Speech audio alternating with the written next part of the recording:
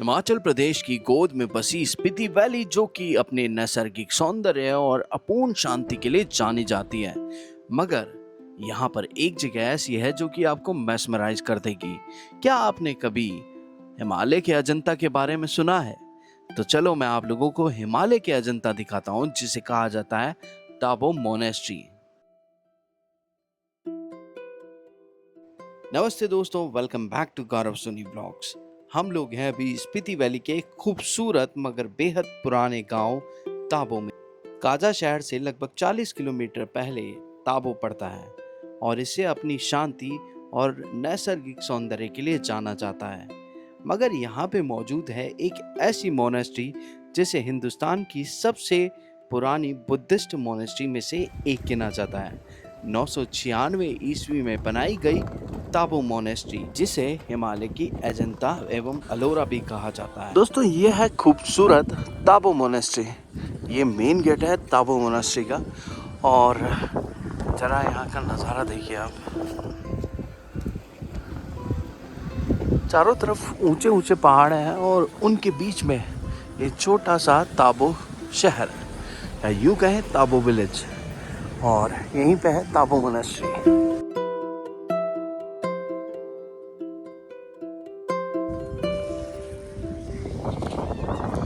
ये सामने जो आप देख रहे हैं, ये ताबो मोनेस्ट्री है। इसका खुलने का टाइम है सुबह 10 बजे और अभी लगभग 9:30 बजे है, तो हम टाइम से पहले आ गए हैं। इसी पहाड़ के सामने हमारा होम स्टे भी है, और यहाँ की ये मान लीजिए आप जो भी पूजा करते हैं वो इस मोनेस्ट्री के इर्द गिर्द ही होती है। बहुत ही खूबसूरत ये जगह है। अभी टेम्परेचर, दिन का टेम्परेचर लगभग -5 डिग्री है।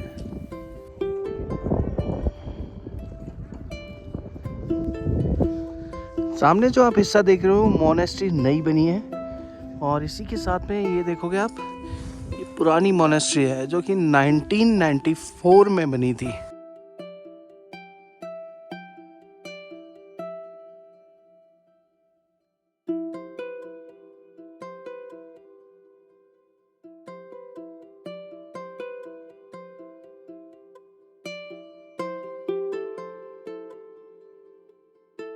चलो अब कुछ इंटरेस्टिंग बात करते हैं। इस मठ ने वर्ष 1996 में अपनी स्थापना के 1000 साल पूरे किए, जो कि अपने आप में एक अजूबा है। और दलाई लामा भी यहाँ पर अक्सर आया करते थे, उन्हीं के साथ उनके शिष्य भी। इस मठ की सबसे बड़ी खासियत यह है कि इस पूरे मठ को मिट्टी यानी कि मड और सिर्फ लकड़ी की सहायता से बनाया गया है। सामने जो आप गेट भी लगा देख रहे हैं, ये भी लगभग 500 साल पुराना है, यानी कि यहाँ के कण कण में प्राचीनता और महानता का वास है। अगर आप भी इस मठ को देखने के लिए आते हैं तो आपको ये ध्यान रखना है कि आपको मई जून से लेकर के अक्टूबर से पहले पहले इस मठ के दर्शन कर लेने हैं। बाकी के महीनों में ये अपेक्षाकृत बंद ही रहता है।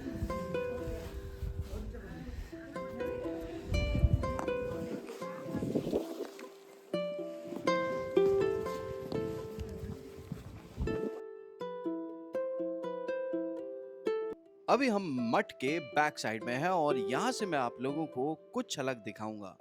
ये पूरे मठ, जो कि 9 मंदिर हैं, पूरी तरह से मड यानी कि मिट्टी से बनाए गए हैं। और स्पीति वैली, जहाँ पे टेम्परेचर नॉर्मली 0 डिग्री से -30 डिग्री तक जाता है, वहाँ ये मठ अंदर से गर्म रहते हैं, और इसका आर्किटेक्चर इसको बिल्कुल अलग बनाता है। इसीलिए इसको यूनेस्को की हेरिटेज साइट की लिस्ट में रखा गया है। दोस्तों, ताबो की ये मोनेस्ट्री इतनी रहस्यमयी है, इसके आर्किटेक्चर इतने रहस्यमयी है कि आपको एक बारगी देखने पर ये लगेगा कि ये कहीं मिस्र के पिरामिड तो नहीं है। और स्पीति वैली को ये एक अलग ही रूप प्रदान करते हैं। स्पीति वैली मैस्मराइज करती है जब भी आप यहाँ आओगे।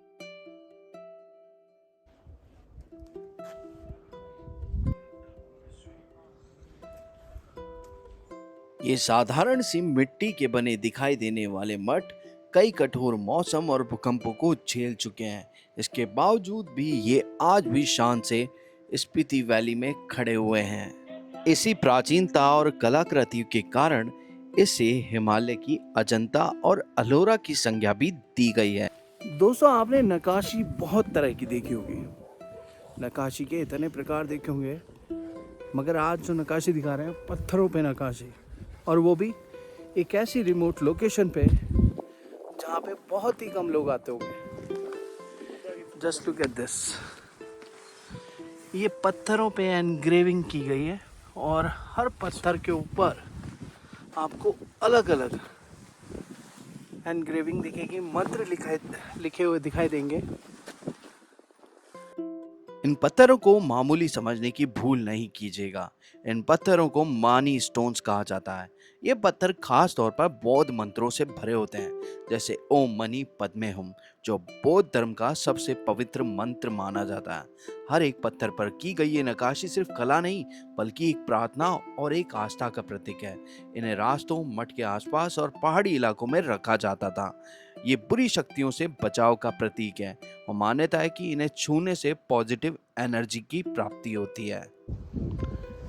जस्ट ऊपर सामने जो आप देख रहे हैं ना, वो है ताबो की केव्स, जो कि हजारों साल पुरानी है।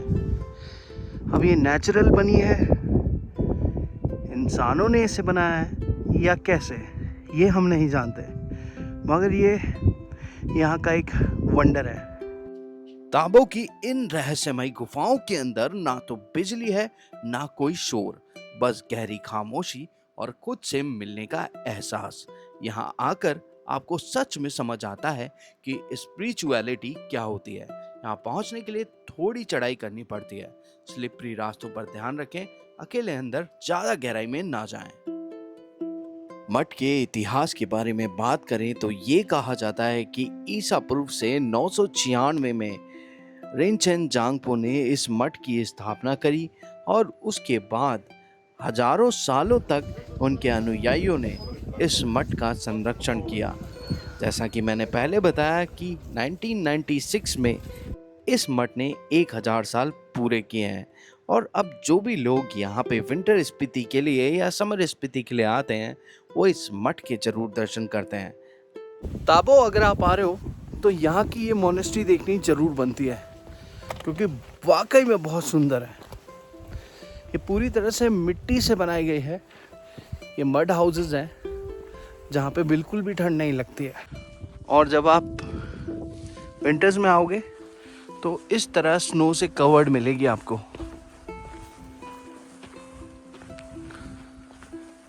अब हम जाते जाते बात करेंगे ताबो के बारे में। ताबो एक ऐसा खूबसूरत छोटा सा गांव है जहाँ के लोगों को ना तो पैसे की परवाह है, ना ही किसी और समस्या का निवारण करने के लिए ये लोग सोचते हैं।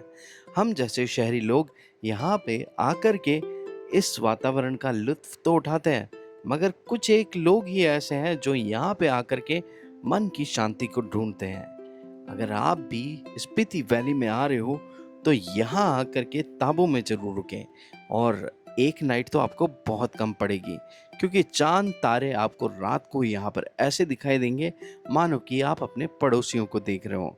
हमने यहाँ रुक कर के स्पीति वैली को मैस्मराइज तरीके से जिया है, और आप लोगों को सिर्फ यही कहूँगा कि चाहे आप स्पीति वैली जाएं या फिर लद्दाख जाएं, यहाँ के कल्चर को और यहाँ के लोगों की रेस्पेक्ट के बावजूद बैटरी डाउन हो गई है, और अपना कचरा अपने साथ वापस लेकर जाएं। तो अब हमारी जो सवारी है वो चलती है काजा की तरफ, क्योंकि विंटर स्पीति में अभी तो बहुत सारे फन बाकी हैं। मिलते हैं नए एपिसोड में, तब तक के लिए bye bye, take care and keep supporting us.